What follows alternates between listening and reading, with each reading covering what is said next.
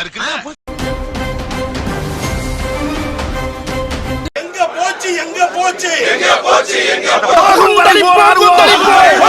நேற்று முன்தினம் அதற்கு ஒரு முன்னோட்டமாக ஒரு வெள்ளை அறிக்கைன்னு சொல்லி ஒரு வெற்றி அறிக்கையை நேற்று முன்தினம் வெளியிட்டாங்க.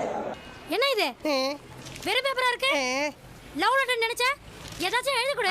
அசிங்கமா எழுதி தரேன். உன் மூஞ்சிக்கு love letter. That record, analyze, summarize, organize, debate and explain informations that are illustrated, non-illustrated, hardbound, paperbound, jacketed, non-jacketed with forward introduction, table of contents index that are intended for the enlightenment, understanding, enrichment.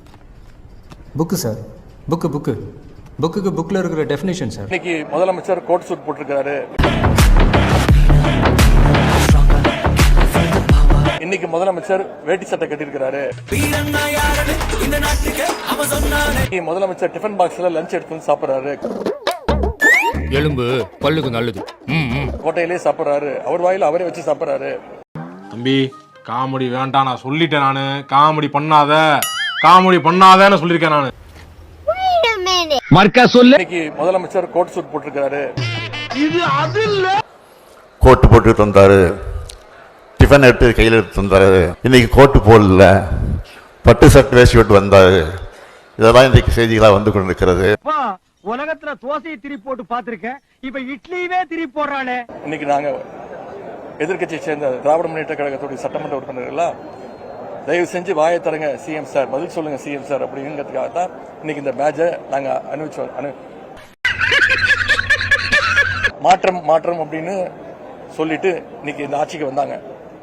ஆனா இன்னைக்கு பொதுமக்கள் நம்ம சொல்றாங்க, இது மாற்றம் இல்ல, மாட்டிக்கிட்டோம், நாம எல்லாம் சேர்ந்து இவங்க கிட்ட மாட்டிக்கிட்டோம் அப்படின்னு புலம்பு வச்சிருக்கிறது இன்றைக்கு இந்த அமைஞ்சிருக்கக்கூடிய அந்த அரசு. அட விடுப்பா, மனுஷனுக்கு கஷ்டம் நஷ்டம் ஜகஜம்.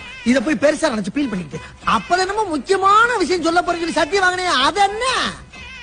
எனக்குள்ள மனசு, மனசுக்கு வெளியே கண்ணு, கண்ணுக்கு வெளியே பொண்ணு, பொண்ணுக்குள்ள மனசு, மனசுக்குள்ள நான். புரியுதா? இதையாட்டி சொல்ல மாட்டேன். இத என்னால மட்டுமில்ல, இந்த நாட்டுல இருக்க எவனாலையும் சொல்ல முடியாது. இதே மாதிரி வேற ஒண்ணு சொல்லட்டுமா? அம்மடி மகன் மிதுன் அவர்கள் அரசியலை வருவதை பற்றி பல விமர்சனங்கள் தொலைக்காட்சியிலையும் ஊடகத்திலும் வந்திருக்குது. மகன் அரசியலுக்கு வரமாட்டா. இருக்குமோ? ஒருவேளை இருக்குமோ? உங்க குடும்பத்தில இருந்து யாராவது இனிமே அரசியலுக்கு வர வாய்ப்பு இருக்கா சார்?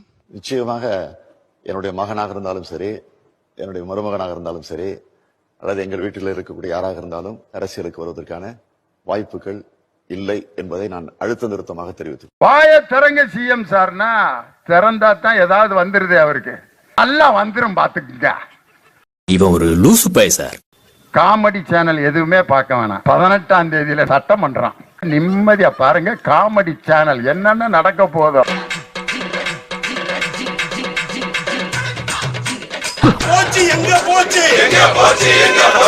என் தம்பி கலைஞருடைய பேரன் உதயநிதி ஸ்டாலினுடைய கேள்விகளுக்கு பதில் சொல்ல முடியாமல்